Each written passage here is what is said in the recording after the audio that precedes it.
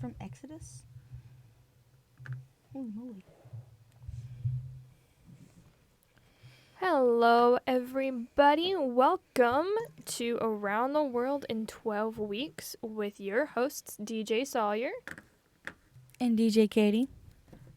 There we go. I am so happy to be with you guys tonight. I'm excited. Tonight, we're going to be in Israel. Big surprise. We didn't tell you last week. We jumped all the way across the Asian continent to the Middle East, which is still on the continent of Asia.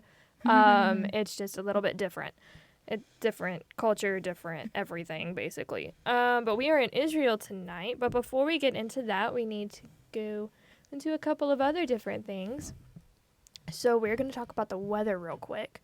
It has been a fantastically beautiful day today.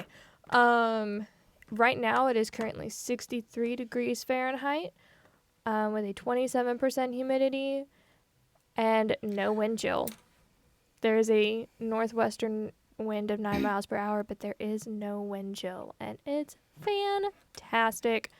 So I'm really excited.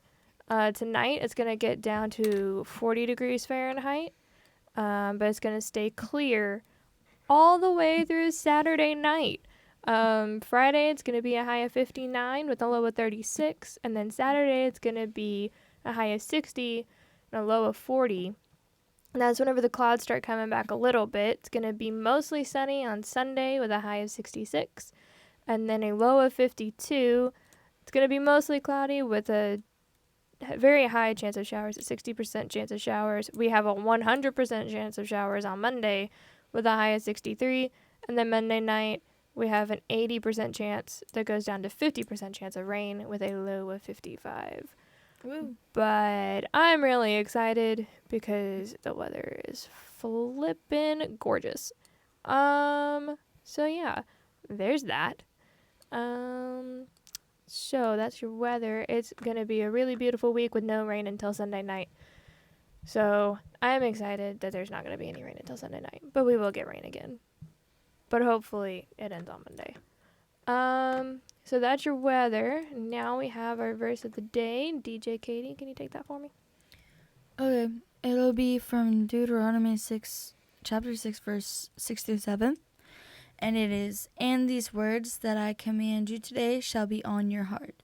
You shall teach them diligently to your children, and shall talk of them when you sit in your house, and when you walk by the way, and when you lie down, and when you rise." So basically, the words that he's talking about are like the message that he's been teaching them throughout the whole thing, which is pretty good. But like, yeah, so basically he's saying, you know, everything that I've taught you up to this point, it's going to be in every part of your life. And you should teach them to people. So, and you should teach it to your kids. And that's Deuteronomy chapter 6, verses 6 through 7. That's the English Standard Version. So, yeah. All right. Now that we've done that, we've got a quick PSA for you, and then we're going to have a song, and then we'll jump right in. So you guys stay tuned. Check out my new time machine. Does it work? Hit the button. Hey, it's Napoleon. Oui. Check out the future. Hey, you have a nice house. Why don't I? You didn't save any money, buddy. If only there was a way I could go back in time and fix that. Yeah. Save something for the future. Put away a few bucks, feel like $1 million. For free ways to save, go to feedthepig.org. That's feedthepig.org. This message brought to you by the American Institute of Certified Public Accountants and the Ad Council.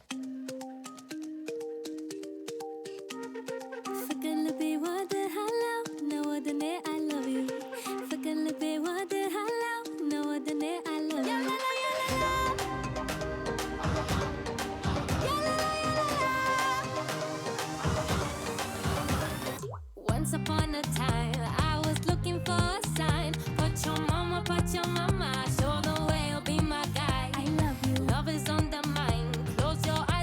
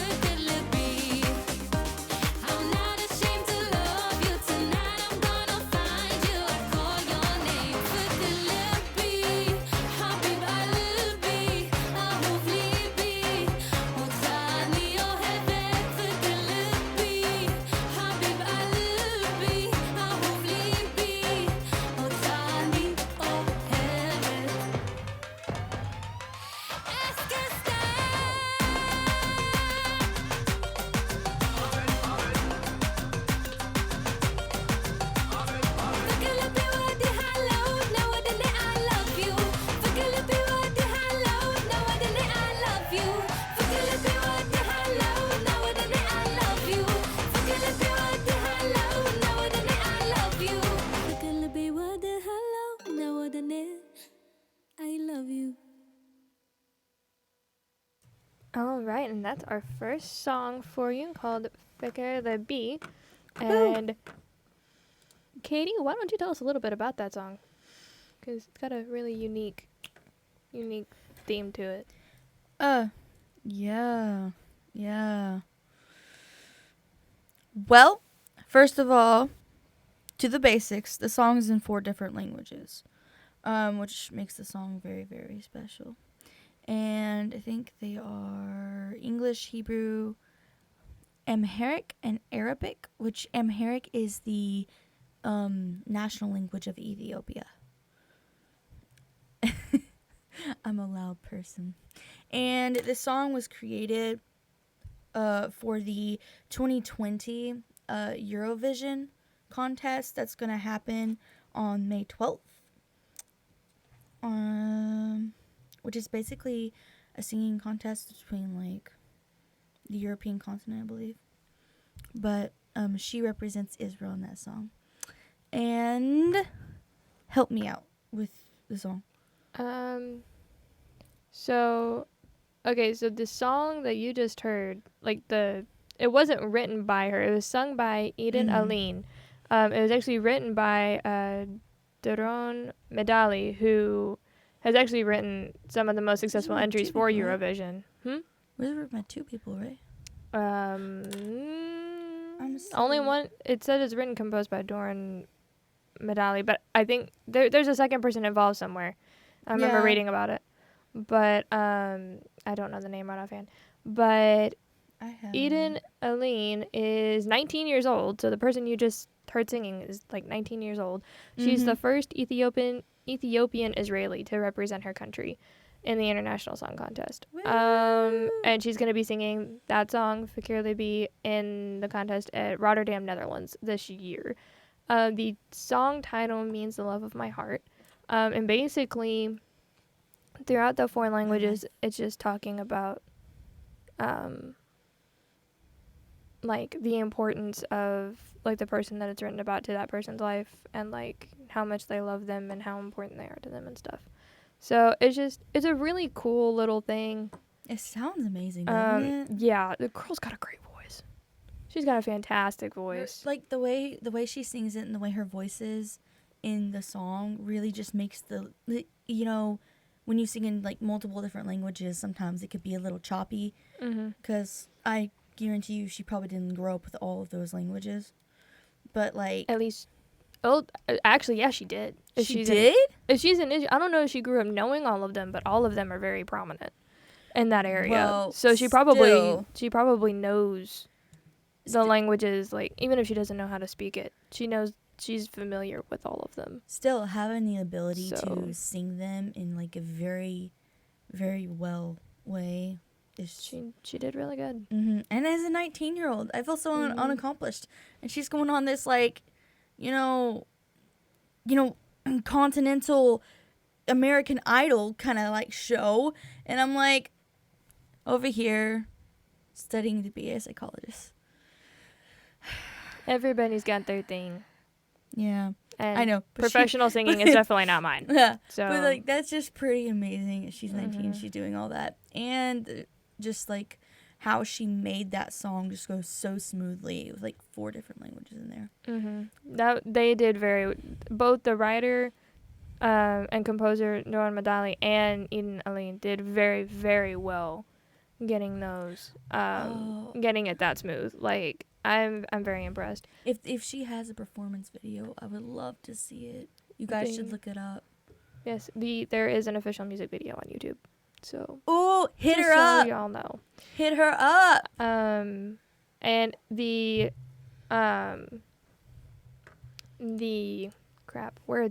the song is not just inspired by Middle Eastern music, it's also inspired by East African music, which makes sense because she's from Ethiopia. But it's a really cool mixture of things. I love her hair. It's like Her hair is very pretty. and, like she has like dreads, and it's like going everywhere. And then there's little like hooks in her hair, little like earring type of things. And I love it. It's so pretty. I love hair like that. It's just, I can never pull it off. because I just don't have hair like that. Well, Imagine yeah. on one day I'm gonna come to the radio show and I'm gonna be wearing dreads. You know, I'm gonna be wearing dreads, and you guys are gonna be like, cut them off, because I'm gonna look trashy. I can't pull that off, but she actually looks really beautiful. She's got them going. Oh And my gosh. it's amazing. By the way, shout out to Katie's mom, Miss Kelly, who's like watching us on YouTube. You're awesome and we love you. Woo! So She always comments. she does. Honestly, it makes my night. I'm happy to know that somebody's listening to what we're saying. Hey, So and if we have more listeners out there, please comment. We love those. Please, It go- makes our night. I have to If write a you're- paper later. She has to study and do things. they probably should, yeah. I Yeah. mean, who knows? know. But Leave a comment so we don't die later. yeah, no, if you're on TuneIn, go check out our YouTube channel later. Be sure to comment and say hi.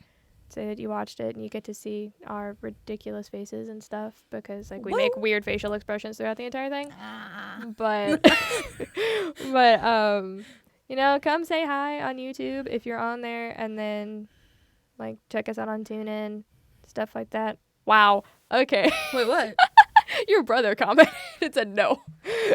Jacob, you better comment. Say nicer things. We love you too, Jake. All right.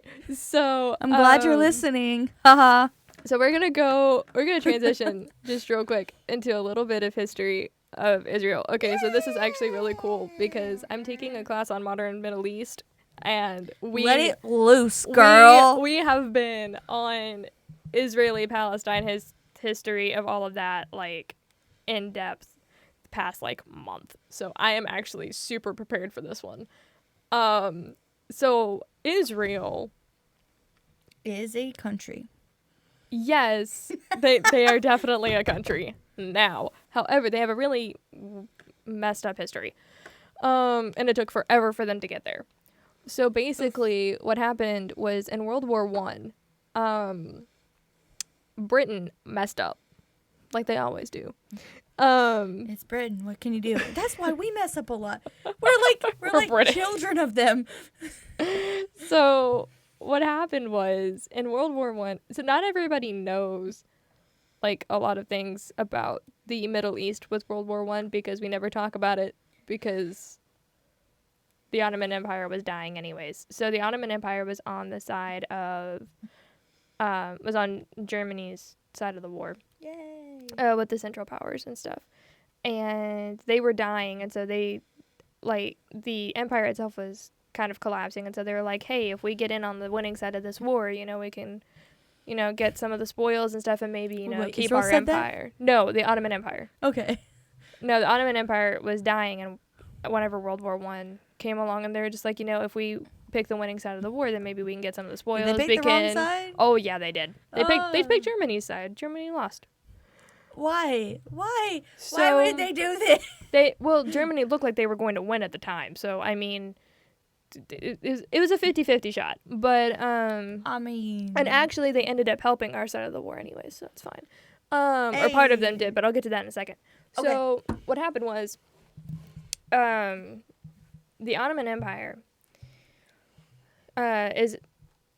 contains a lot of what is now the modern Middle East. And so whenever World War One was happening, they were fighting Britain and France mostly. And Britain got contacted by one of the, I think they're called Shahs of the Ottoman Empire. It was a governor, leader type person. you knew what I was gonna ask. Well, I was going to have to define it anyways. It's an unknown term. Anyways. I wanted to ask it leader- first. He was basically a governor type person in this in a province of the Ottoman Empire, and he had a lot of power there. Well, his name was Hussein. I don't remember the rest of his name. I know him by Hussein at this point because we don't say his full name anymore because we've talked about him so much. So Hussein had two sons, Faisal and Abdullah, and Faisal and Abdullah. Abdullah. Abdullah, yes. Abdullah. Abdullah. Abdullah. Abdullah. So Faisal. Faisal and Abdullah. That's a name. Faisal. Yes. That's a great name for a son. So he had him and his two sons were in the Ottoman Empire, and Hussein was a governor of one of the provinces, and so he reached out to Britain to a man named Henry McMahon. He was a British official that was important. I don't remember his exact title. He was important, but he I was have very no important. idea who he is. I can't remember his exact title. It's gonna take me a while to get there. So, hang on. Quick note, what is the Ottoman Empire? The Ottoman Empire is basically what is now the modern Middle East. So the Ottoman Empire. Oh gosh. Okay. Oh! We're going all the Oh! way back. Wait, Hang no, on a no, minute. Now that you say that, okay, that makes sense. Okay, so quick note on the Ottoman Empire. Since you asked, we're just going to go with it. We're going back a little bit further than I planned. So in 1258 AD, the Mongols invaded the Abbasid Empire, which is in what is now the modern Middle East. Along the Arabian Peninsula. There we go. There's a concrete place for you. Along the Arabian Peninsula. And the Abbasid Caliphate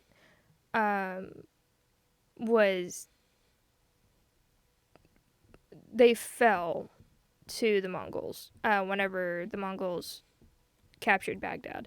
So a man named Osman Bey, he was a powerful warlord. He began to rise to power at that point, and he became the father, quote-unquote father, of the Ottomans in the Ottoman Empire. So the Ottoman Empire originated around 1258, 1260. And then they conquered a ton of territory, changed dynasties, all of that stuff. So that's a little bit of background on how the Ottomans got there. And then by World War I, they were one of the longest standing empires in history, but they began to decline because the Sultan was like the leader of like the whole empire. But he was an absolutist, and What's an absolutist? whenever all the power lays in the hand of one individual, typically a monarch type human. Okay. In this case, the Sultan. But the really unique thing about the Sultan was he wasn't just the political leader, he was also the religious leader. So he held both roles. So he was Sultan and Caliph. Caliph is the religious leader. Title of the religious leader. So and absolutism almost always fails because whenever power lays in the hands of one individual, everything kind of flows based on the capabilities of that leader. And so whenever that leader's fine, everything's good. But whenever that leader's not fine, nothing's good. So basically what happened was the Sultan that they had at the time was kind of declining himself. And so the empire began to decline.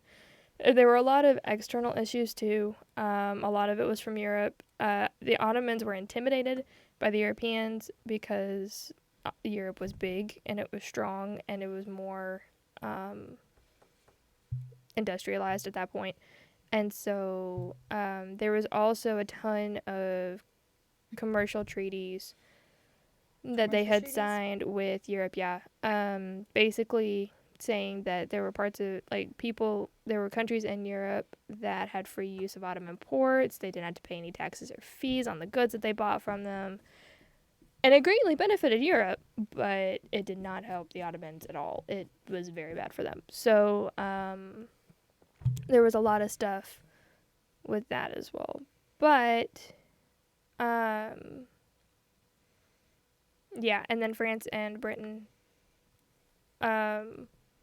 were also a big problem because France actually ended up invading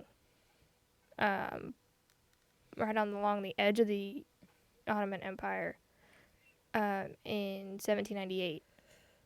Before he was emperor, Napoleon Bonaparte led an invasion of Egypt, which is right on the border of the Ottoman Empire.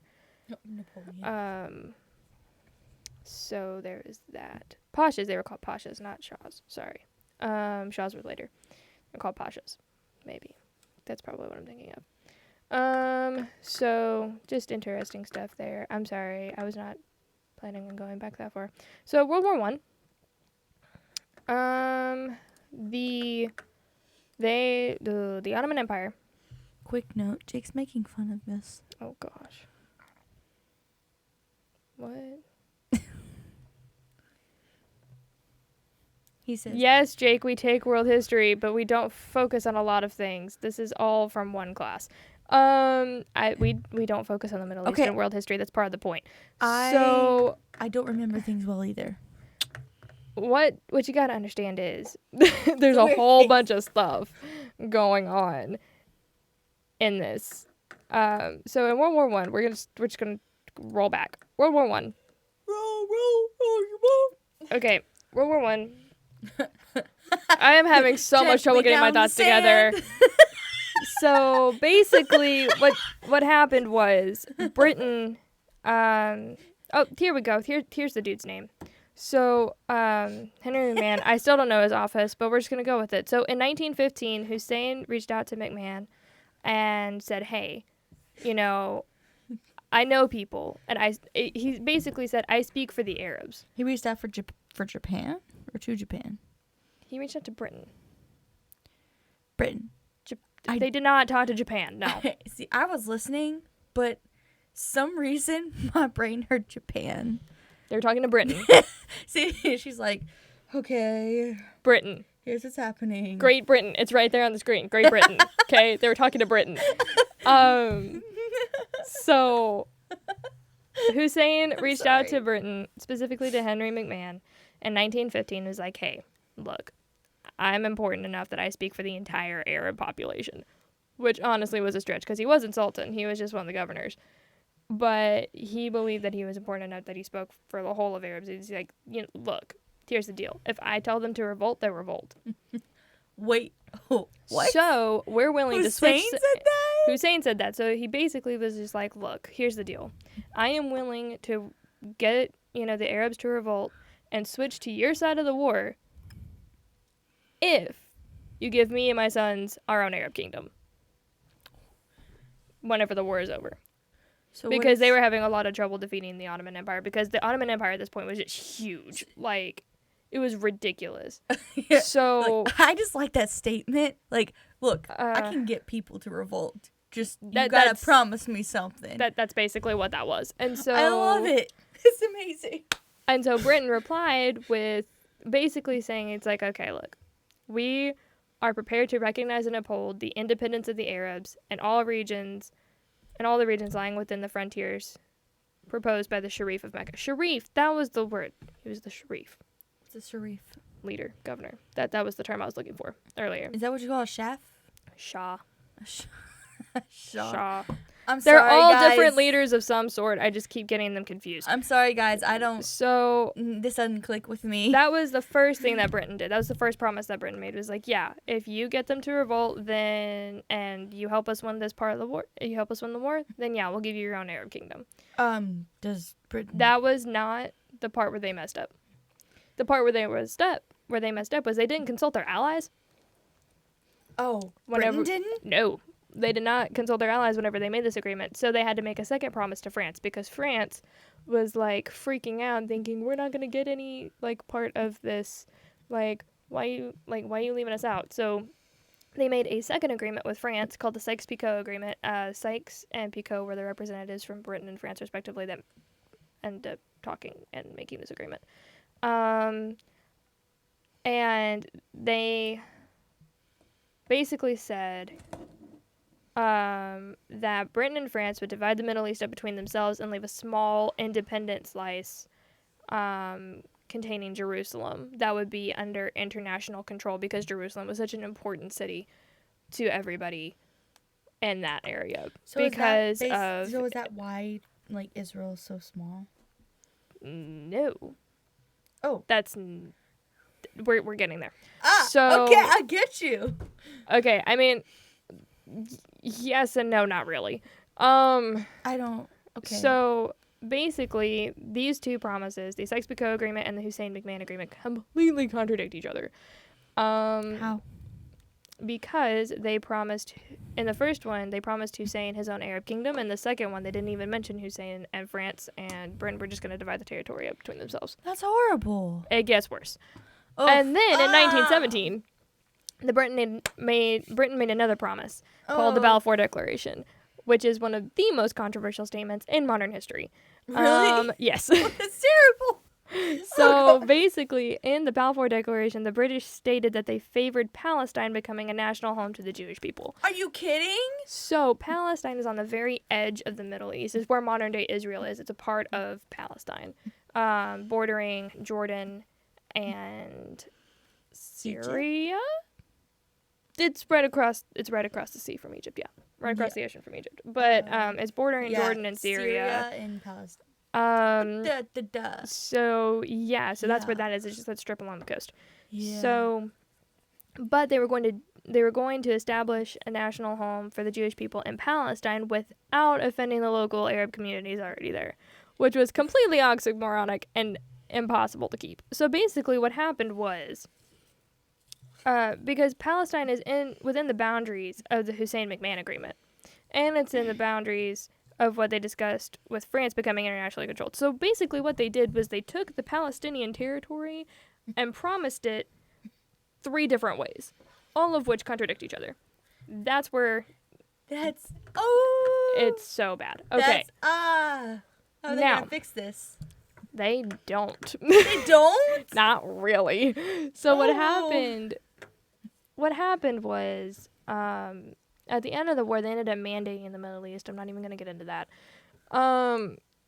But Palestine, okay, so Palestine is, I need to be here. So after all of that happened, what ended up happening was Hussein and his sons got, they this still got official? shunted. They got shunted. But What's that? gypped. They They got hoodwinked.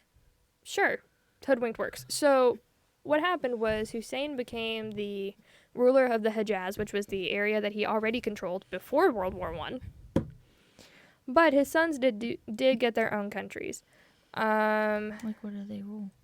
Faisal went Just to love Faisal. Iraq, controlled Iraq, I love which Faisal. was a whole bunch of mess. And then Abdullah got Transjordan, which is what modern day Jordan is, minus the territory across the west bank of the Jordan River. That's why it's called Transjordan, is across the Jordan. So that's what they got. Iraq is an artificial state to its core. There was a ton of issues, but that's not what we're talking about. So what happened was in the late 1940s, is it late 1940s? Yeah, late 1940s,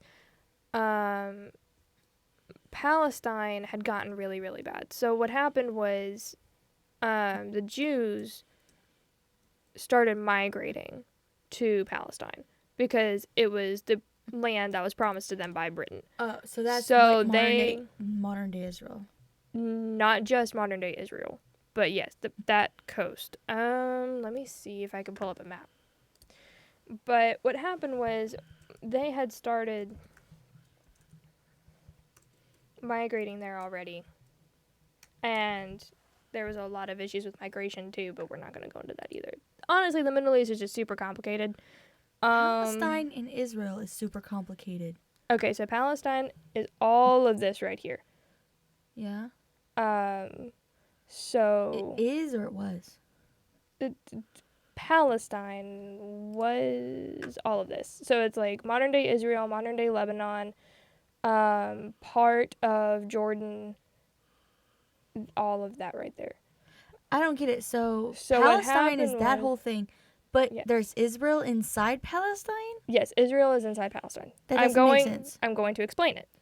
Okay. So what happened was I'm going to try and explain it. We do not have enough time to go through all of it, but we'll see Well, we how don't. far we get. I mean, So while still getting through everything else. We may not go so much into culture tonight because I messed up and actually went into this. So, okay, Palestine.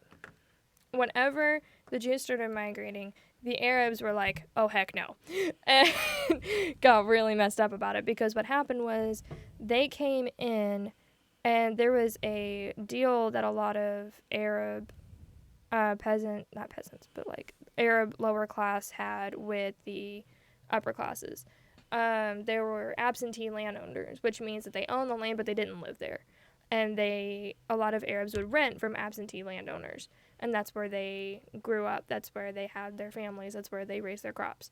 Whenever the Jews moved in, they started buying that land from the absentee landowners and then kicking them off of the property so that they would have a place to live. Mm-hmm. So the Arabs started, after a whole bunch of other stuff happened, the Arabs started revolting. And then intervention was necessary because there was a lot of bad stuff that happened that's just super complicated. But basically, they did not like each other, and there was a lot of violence between them. Okay. So, do they still have, like... Oh, there's still so much violence. There's still a lot of tension. There's a ton of tension still. So, the UN, eventually, in 1947, 1948, they sent in a committee to establish, like try and figure out what the situation was and how they could, like, possible ways to fix it. And that report is called the UNSCOP report. But their thing was one of what they proposed was that they partition the state of Palestine. So, and put it into two halves, an Arab half and a Jewish half, or a Yishuv half. The Yishuv is just another word for the Jewish population. So the Arabs didn't want it, so they immediately rejected it. The Jews were all for it, I think, if I remember right. But the Arabs refused to participate with the UNSCOP committee, whenever they were there doing research, and then in 1945, they established what was called the Arab League. So the Arab League was made up of a group of Arab countries outside of Palestine that also in part spoke on behalf of Palestinian Arabs. So it was basically like a very informal Arab UN. And it was made up of Egypt, Iraq, Syria, Lebanon, and Transjordan, and then Saudi Arabia and Yemen. And then there were also representatives from Arab Palestine. Where this comes in is Israel declared their independence on May 15th in the 1940s. 1945? No, 1948. There we go. May 14th, 1948. May 14th, 1948 was whenever Israel declared independence. And the day after that, May 15th, the Arab League declared war on Israel. So Israel is one day old. And they're already in a war? And they're already at war. Oh my gosh. Israel cannot stay out of trouble. Except they're amazing. So what happened? They won. How did they win? Well, because, okay, so throughout this entire thing, there was a lot of political stuff going on between the Supreme Muslim Council, the Jewish Agency, and Britain. So what happened before was Britain was over Palestine. Palestine was a mandate, and it was Britain's mandate. And so the Supreme Muslim Council represented the Arab population, and then the Jewish Agency represented the Jewish population. And they were like the leader councils right underneath Britain. And so the Supreme Muslim Council, oh gosh, where was I going with this? I forgot it. So what happened was, whenever UNSCOP committee went in and like did their stuff and processed their report and everything, the Supreme Muslim Council had already not disbanded, but they had already separated and refused to report to Britain at this point, way before that. Ooh. And then they wouldn't cooperate with the UNSCOP committee, which hurt their political standing tremendously with Britain. The Jewish Agency was cooperating, and so they already had a better standing with Britain. And Britain was fine with them, like, having, like, military, what's the word I'm looking for? Like, no, not control, military, standing? Military standing? They were fine with them having an armed force of sorts. And Palestine? Israel. Israel, okay. The Jewish population, what later became Israel, the Jewish population, they were fine with them having that. So they would, they sent in people to train them. They delivered arms and, weapons and stuff. Ooh, from Britain. They were fine with that. So by the time the Arab League declared war on Israel, had a pretty decent army that was really well trained. Just causing trouble, though, And on their first day being born. And had some pretty good armory. So what happened, the thing is, though, is the Arab states, that the Arab League, whenever they declared war, they cannot agree on anything. Like, their base agreement is that Israel needs to be destroyed. They are That's the only thing they agreed on? That is the only thing that they agreed on. And even then, Transjordan didn't really agree with them. So there was a bunch of internal conflict within the Arab League that they weren't making war 101. They we weren't. must agree. But I mean, none of them were prepared for war. Anyways, They didn't think it Israel was would either. it was a last minute decision. They made the decision to declare war on Israel the day that they declared independence. That's stupid. So they Why? were not. It was a last minute decision. Oh. And Israel had superior arms and training.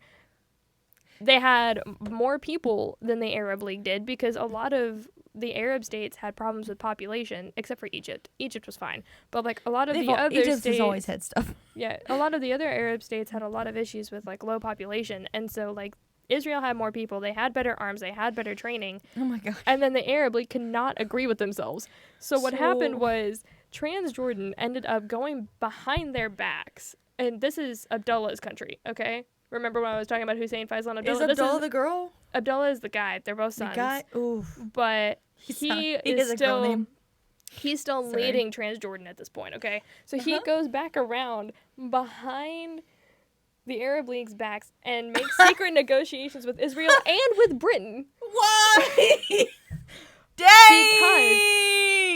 His thing was, he's just okay, look, here's the deal. I don't want to destroy you. It's we will not destroy you, and we will recognize you as diplomatically recognize you as your own independent state if you give us this little piece of territory right across the Jordan River.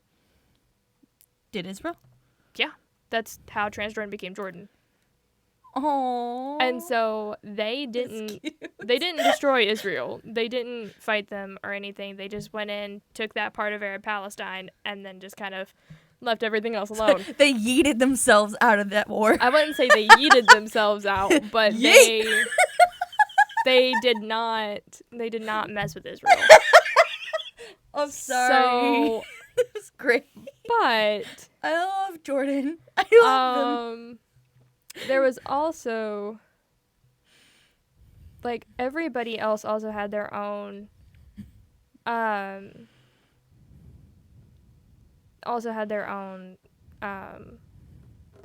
what's the word I'm looking for? Agenda. So it just got really, really intense. So that's how Israel got created. There's That's still crazy. a lot of tension now about Israel and stuff. Arab Palestine's not happy.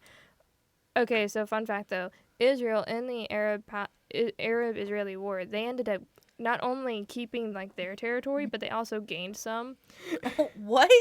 So yeah, there's that. It was great.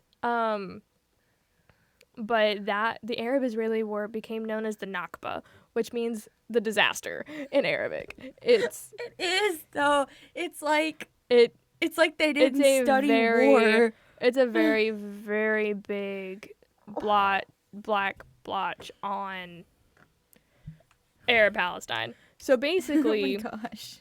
afterwards, Jordan is still the only Arab state that's officially recognized Israel as their own state. Still? And they did it secretly. They didn't do it publicly.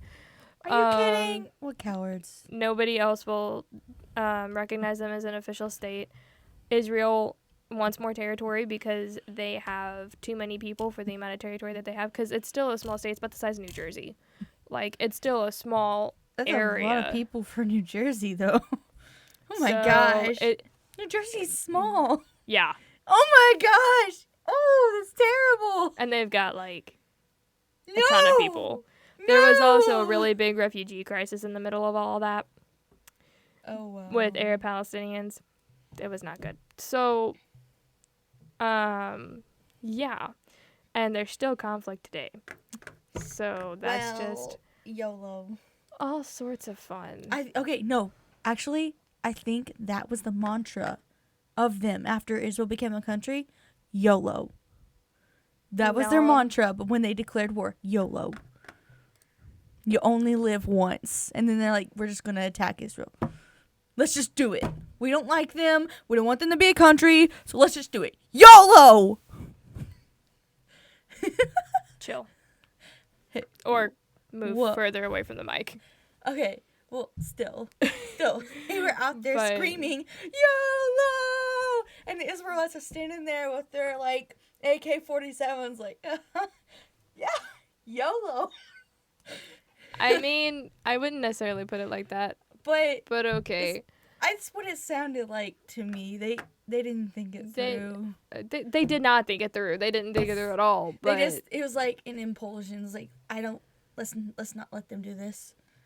basically, Yeah, let's not sit down as several countries and like try to think of a plan to attack Israel and let them not be a country. Nope. the country in the Arab League that had the best chance was Egypt, and Israel pushed them back into their country and then invaded their country, and Britain had to intervene. Israel invaded Egypt. Yes. Why did Well, they were just like, you know what? While we're here, and then just like push them back even further. New York. No, more like New Jersey invading Texas. Oh, So, so what happened was they got the Egyptians to their border, and then they pushed them even further in, and Israel went into Egypt and was pushing them no. even further back. But there was a treaty between Egypt and Britain that said, you know, if Egypt was ever invaded, that Britain would come to their defense. And so Britain came in and was like, Israel, stop. And so Israel backed off because they were allies with Israel too, so they couldn't fight them. So they were just like, hey, chill. Can you back up? back up? We're And kind of so- allies with them too. And so Israel left Egypt and then went and conquered more in northern Palestine. So It's like it was we are on a fighting spree. We have to keep going. But we don't want to stop. it was very, very interesting. See, this is actually very entertaining. I like hearing was- about this. It was very intense. So we only have like 14 minutes left in our show now. That took a long time. Well, to you know what? explain. On this show we talk But- about culture and history and everything. We haven't even gotten to culture. That's Let's just talk history. a little bit about culture, then play us out. All right. So as far as culture goes, it's a little bit simpler.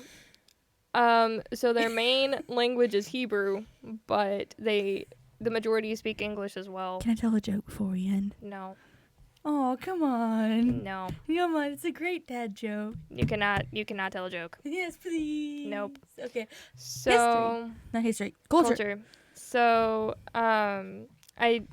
Israel is a Jewish country, ethnically as well as religiously. But there are a lot of Palestinians still living in Israel that do not identify as Israeli. That's part of the whole refugee crisis that I briefly mentioned earlier. So Israel is the home of the falafel, for all you food people out there. Ooh! It's ground chickpeas mixed with onions and spices, and formed into balls and then fried, and they're served in pita bread as a sandwich. Ooh. So Well, I that's need to really make one cool. of those. That's also where hummus comes from, by the way. Hummus, chickpeas, yeah. So it's really and baklava. Oh, well, I knew that. But Baklava is Arabic in origin, but it's very common in Israel as well. Hummus is just chickpea paste. So yeah, I didn't know it was from Israel. I mean they use it a lot. They have nothing else. It's a popular dish. Ah. My mom Um, loves that. So, yeah. Yeah. They do a ton of stuff industrially as far as like Sorry. you're fine. Variety wise, including food processing, textiles, diamond cutting and polishing, metal Oof. products, military equipment, high tech electronics, and tourism. Tourism. Those are their big industries. Legit, that's a real thing. It is, and they're also very important for 3 different religions: Islam. Tourism?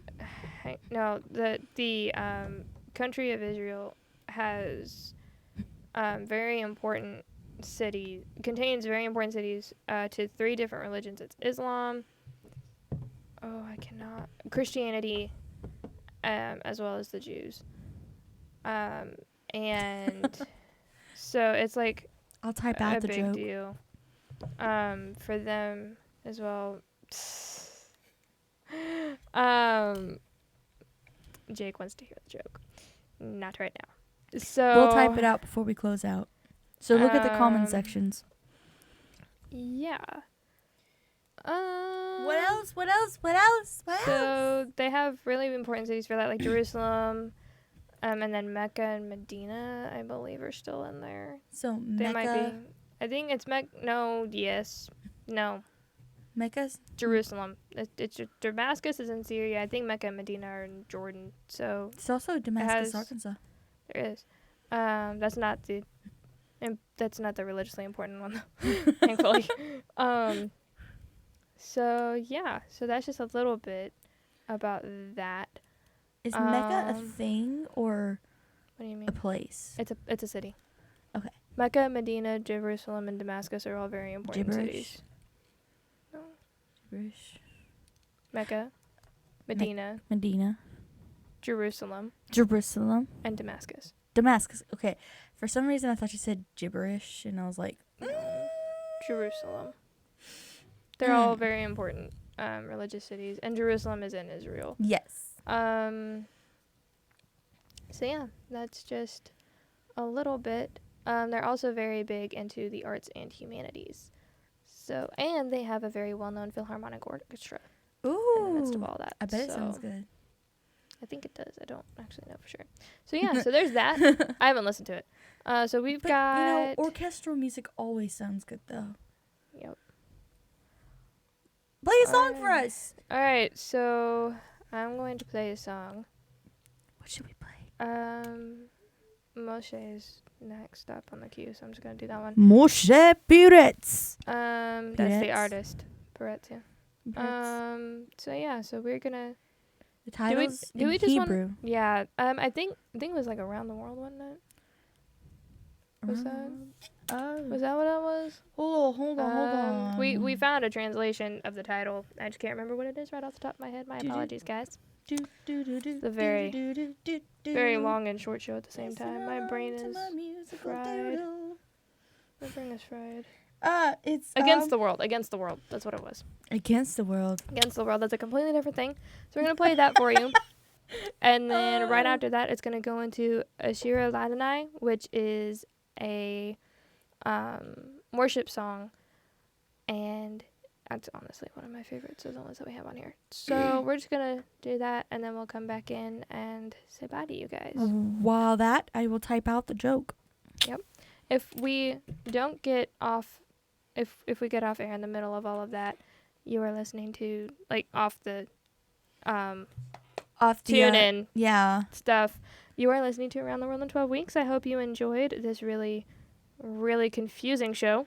Well, woo. I I actually think it was entertaining. We got to learn about Israel. it's very, very complicated history, but I hope that y'all enjoyed it. I think it's Tim- very funny history. I love it. I can start a ride if I want Oh to. man, there's so That's much amazing. there's so much that we didn't get to go into because it's just too much. Oh, But gosh. you were listening to Around the World in 12 Weeks. Tune in next week for another awesome country that we're going to go to that you will learn about later next week. Tune in, figure it out. So Thursday at 8 p.m. Actually, no, we will not be here Thursday. No, because we're going on a So fine arts tour. in 2 weeks, we will be doing another show in 2 weeks. We may be able to do it before we leave, possibly. We're not doing but our show next week? we're not going to be here. We're not going to do it early? I was just saying that. We may record it early. I don't know. It depends on if we have the time to. But it won't be on TuneIn, though. It will not be on TuneIn, but it will be on YouTube if we do that. If so. So, we'll let you know.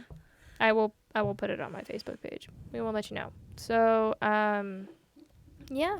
But, so, if not before, it will be 2 weeks from today at 8 p.m. We will be back. And, yeah. This is DJ Sawyer. DJ Katie. Signing off for the night with a couple of songs. YouTube. Like, comment, and subscribe. Yes, like, comment, and subscribe to the YouTube channel. And we'll say bye to you guys again whenever the songs are over. Yeah. So here is Against the World by Moshe Peretz and Ashira Ladanai sung by the congregation Shemen Sasson. Woo, woo, woo!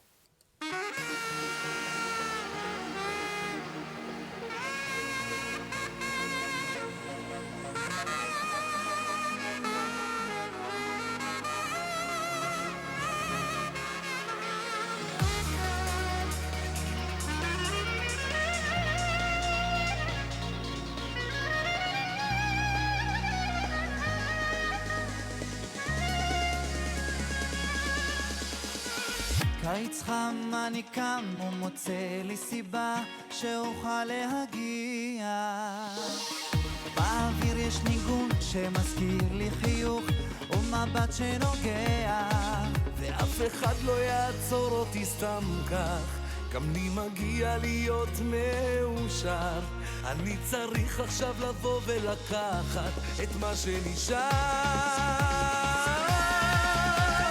משהו בא וזורם בי עכשיו זה נותן לי את הכוח להיות מאוהב אני לא מתייאש, אני קם ונלחם להיות מה שבא לך מול כל העולם משהו בא וזורם בי עכשיו זה נותן לי את הכוח להיות מאוהב אני לא מתייאש, אני קם ונלחם להיות מה שבא לך מול כל העולם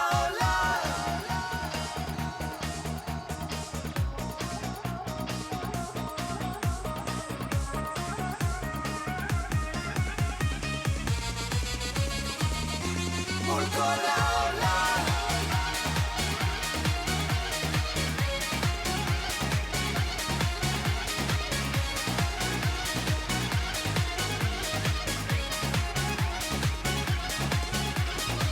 יש לי קצב ללילה שלם אם תחליטי איתי רק לשמוח ולא נסתיר את הלב וניתן לשנינו סיבה טובה לצרוח אף אחד לא יעצור אותי סתם כך גם לי מגיע להיות מאושר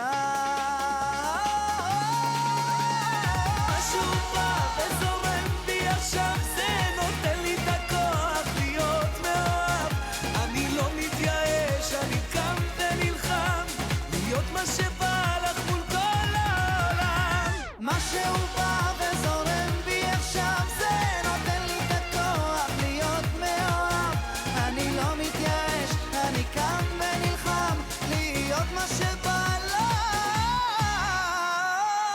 מול כל העולם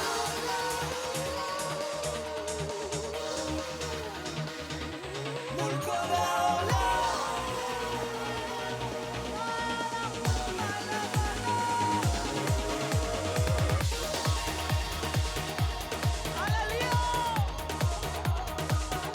מול כל העולם משה בוא נשתגע What do you get?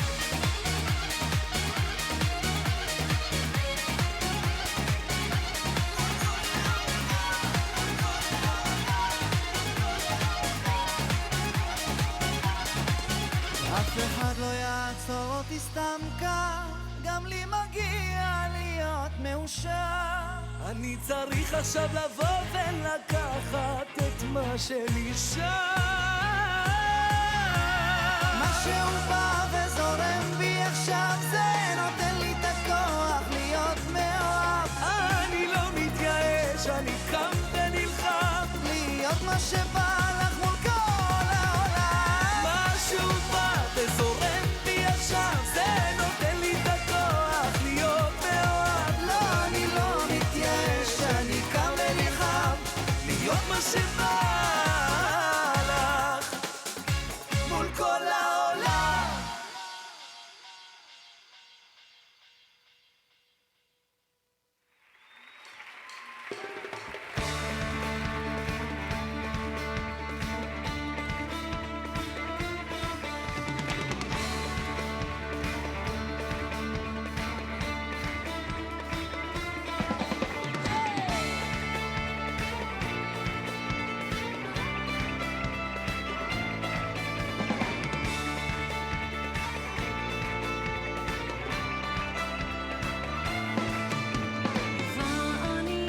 ואני בחסדך פתחתי,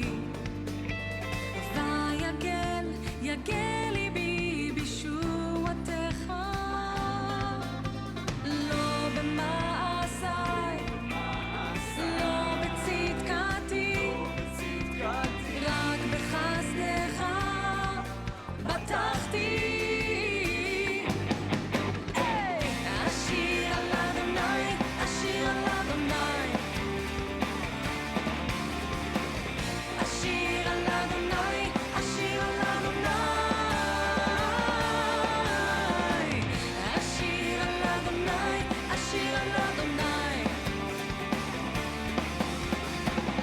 אשיר על אדוני, כי גמל עליי.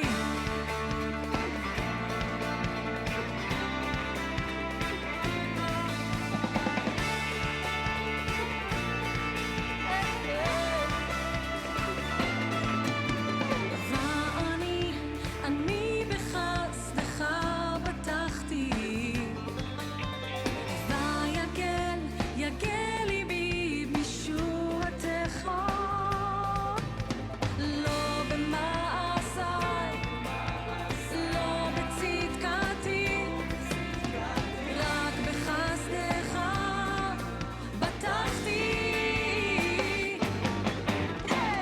אשיר על אדוני, אשיר על אדוני, אשיר על אדוני, אשיר על אדוני, אשיר על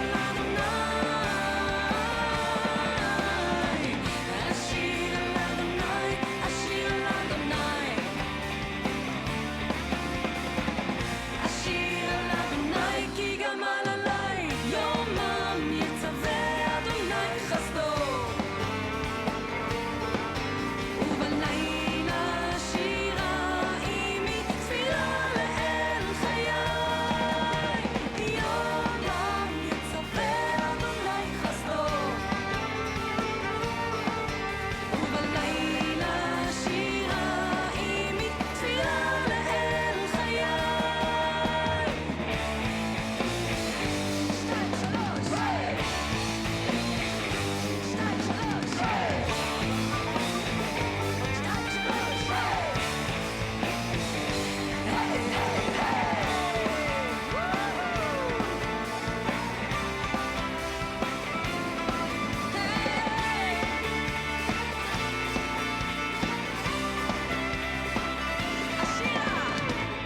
אשיר על אדוני, אשיר על אדוני, אשיר על אדוני, אשיר על אדוני, אשיר על אדוני, אשיר על אדוני, אשיר על אדוני, אשיר על אדוני, אשיר על אדוני, אשיר על אדוני, אשיר על אדוני, אשיר על אדוני, אשירה, אשירה, אשירה, אשירה, כי גמל עליי, כי גמל עליי, אשיר על אדוני, כי גמל עליי.